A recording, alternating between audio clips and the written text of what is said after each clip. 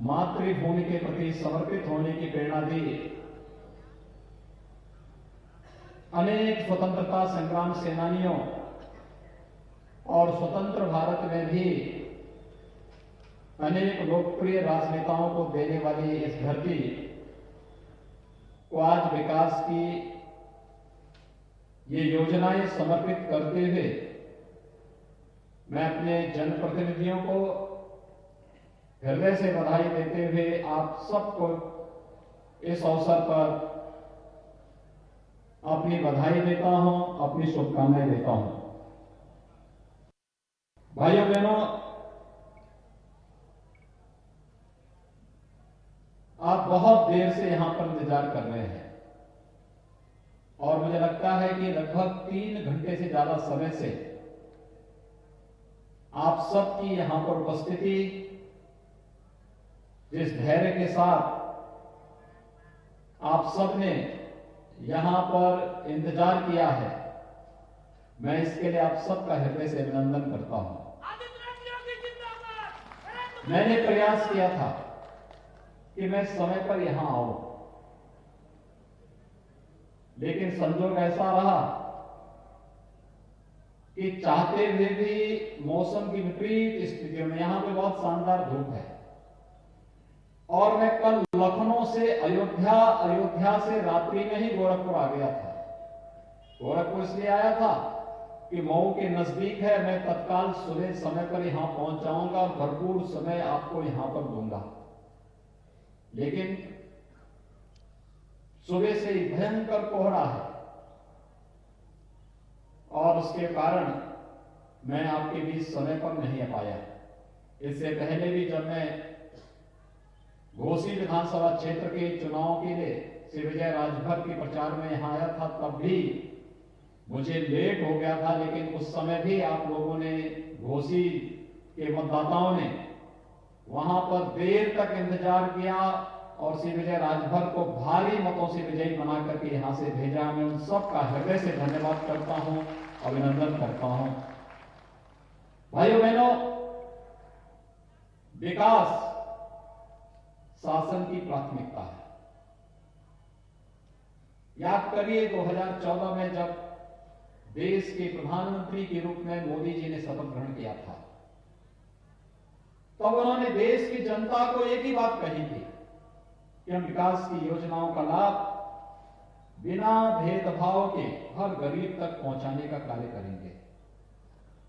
गरीब के साथ कोई भेदभाव नहीं होने देंगे, न जाति के नाम पर, न मत और मजहब के नाम पर, न क्षेत्र और भाषा के आधार पर। इस देश के अंदर एक नियति बन गई थी चेहरा देखकर के योजनाओं का लाभ देने का।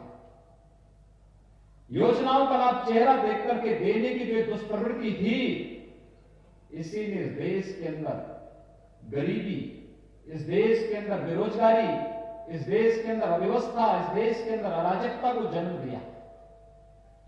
और आजादी के बाद पहली बार देश के अंदर योजनाओं का लाभ बिना किसी भेदभाव के देने की बात जो प्रारंभ हुई, आज उसका परिणाम है प्रधानमंत्री आवास बिना भेदभाव के हर गरीब को दिया जाता है।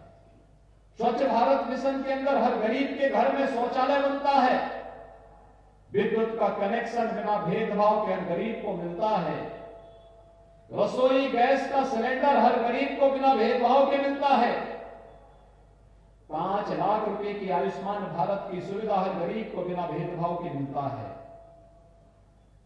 हर व्यक्ति को बिना भेदभाव के शासन की योजनाएं देने का कार्य, न उसकी जाति देखनी है, न उसका मत देखना है, न उसका मजहब देखना है, न उसका क्षेत्र देखना है, न उसकी भाषा देखनी है, क्योंकि हमारे लिए तो देश के अंदर 135 करोड़ की जनता ही हमारा परिवार है और उसके चेहरे पर खुशहाली लाना यही प्रधानमंत्री मोदी जी का संकल्प है। और उसी संकल्प के लिए दिन रात परिश्रम करते हैं, देश की जनता के साथ उनके सुख दुख में खड़े होते हुए दिखाई देते हैं।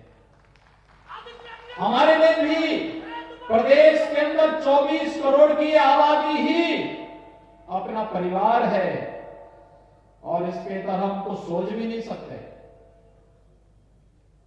इसके इसके इतर कुछ भी नहीं सोचा जा सकता। इस 24 करोड़ जनता के चेहरे पर खुशहाली हो, इनके जीवन में मंगल हो, और इन सबको न केवल विकास की योजनाओं के साथ जोड़ना, बल्कि प्रत्येक नागरिक को सुरक्षा प्रदान करने का कार्य भी सरकार कर रही है। विकास की योजनाओं को पहुंचाने के साथ साथ, लोक कल्याणकारी योजनाओं को पहुंचाने के साथ साथ विकास की योजनाओं पर भी उनका अधिकार होना चाहिए। सड़क बननी चाहिए, बिजली आनी चाहिए, शुद्ध पेयजल की व्यवस्था होनी चाहिए, बाढ़ से बचाव की व्यवस्था होनी चाहिए, बंद पड़ चुके कल कारखानों को फिर से प्रारंभ होना चाहिए, और युवाओं को रोजगार और नौकरी भी मिलनी चाहिए। आप याद करिए, 2017 के पहले प्रदेश के अंदर नौकरी भी चेहरा देख करके दी जाती थी।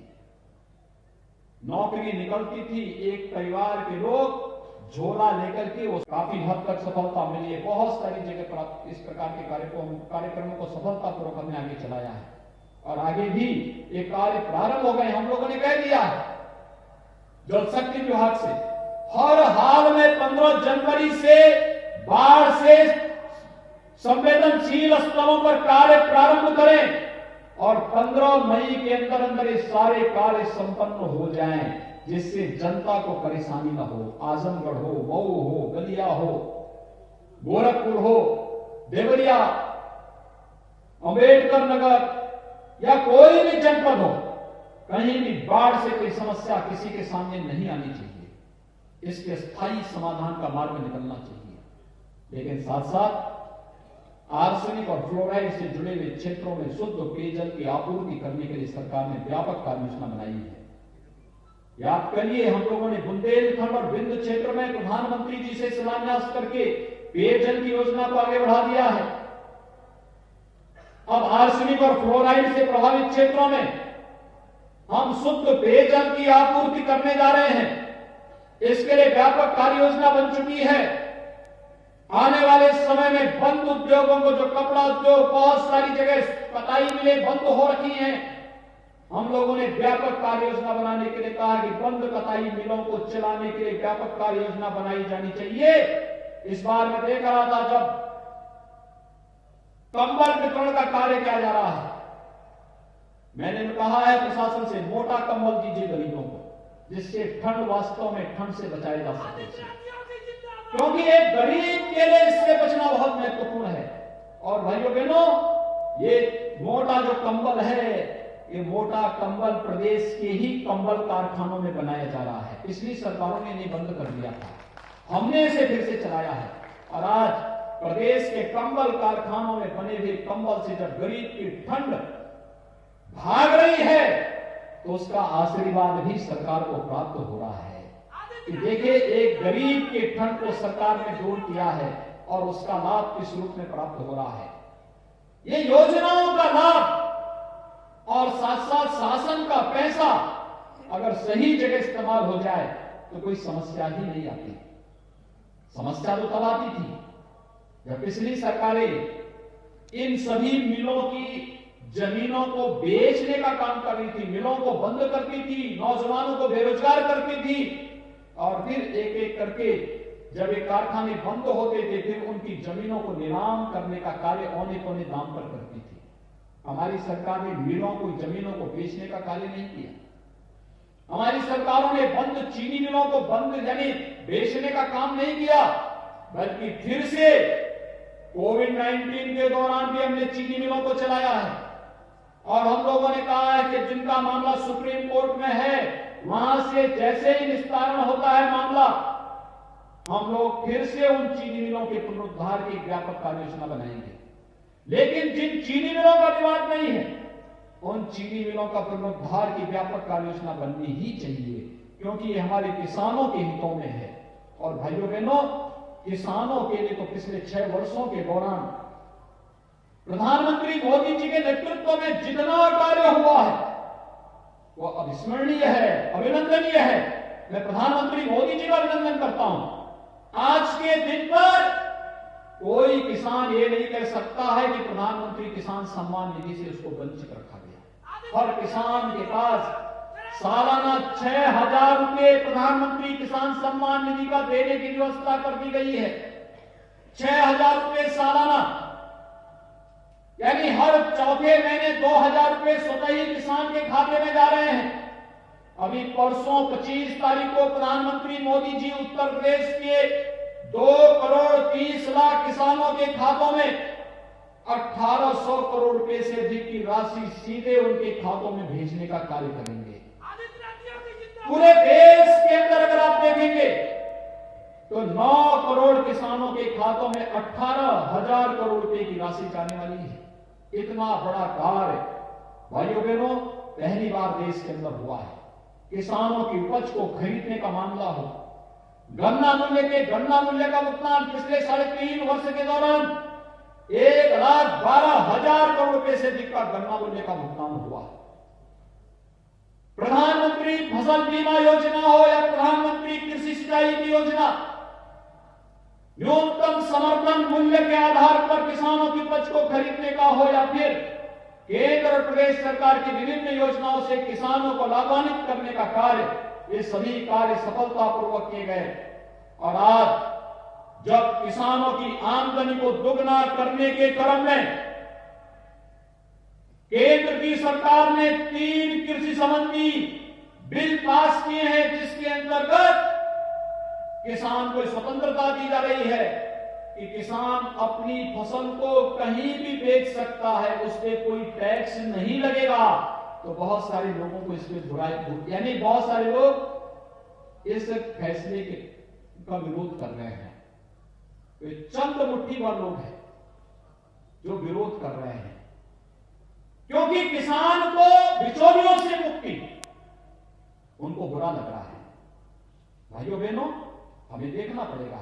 बार बार केंद्र सरकार ने कहा है एमएसपी बंद नहीं होगी, न्यूनतम समर्थन मूल्य की घोषणा बंद नहीं होगी, लेकिन तब भी गुमराह करने का प्रयास किया जा रहा है। एपीएमसी एक्ट में संशोधन के बाद मंडियां बंद नहीं होंगी, लेकिन एक नई प्रतिस्पर्धा, जहां अच्छा दाम किसान को मिलेगा, किसान वहां पर अपनी फसल बेच सकता है, लेकिन गुमराह करने का प्रयास हो रहा है।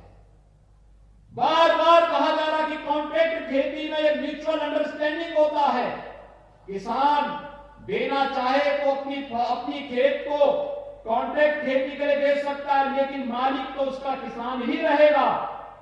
लेकिन गुमराह करने का प्रयास हो रहा है कि किसान के खेत पे दूसरे लोग कब्जा कर लेंगे। कैसे कोई कब्जा कर लेगा? आप जान नहीं रहे हैं, इन लोगों को मालूम ही नहीं है कि कोई माफिया बन करके जाएगा तो माफिया की क्या दुर्गति होती हुई देख रहे होंगे इस समय।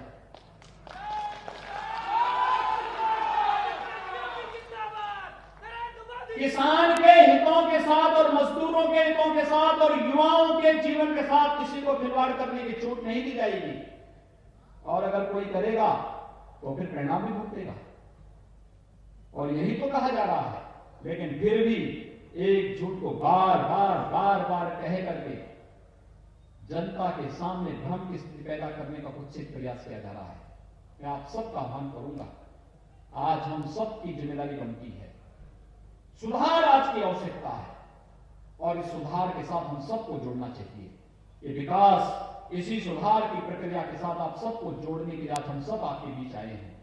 हम आने वाले समय में ढेर सारी अन्य योजनाओं के साथ यहां पर आ रहे हैं। आज तो मैं केवल एक सामान्य जनपद भ्रमण और यहां की समीक्षा की दृष्टि से आपके बीच में आया था। इन योजनाओं का जो हमारे जनप्रतिनिधियों ने यहां पर प्रयास करके यहां के विकास के लिए कुछ योजनाएं ला करके आपको समर्पित की हैं, इन योजनाओं का यहां पे लोकार्पण और शिलान्यास का ये भव्य कार्यक्रम यहां पर हो रहा है। मैं इसके लिए अपने इन सभी तीनों अपने विधायकों का, एमएलसी का, जो हमारे मंत्री हैं श्री दारा सिंह जी, श्री राम सोनकर जी, श्री विजय राजभर जी, श्री यशवंत सिंह जी, इन सबको हृदय से मैं बधाई देता हूं विकास की योजनाओं में रुचि देखने के लिए, विकास की योजनाओं को यहां लाने के लिए, और यहां की जनता को इन सारी योजनाओं को समर्पित करने के लिए मुझे बहुत प्रसन्नता की अनुभूति हो रही है।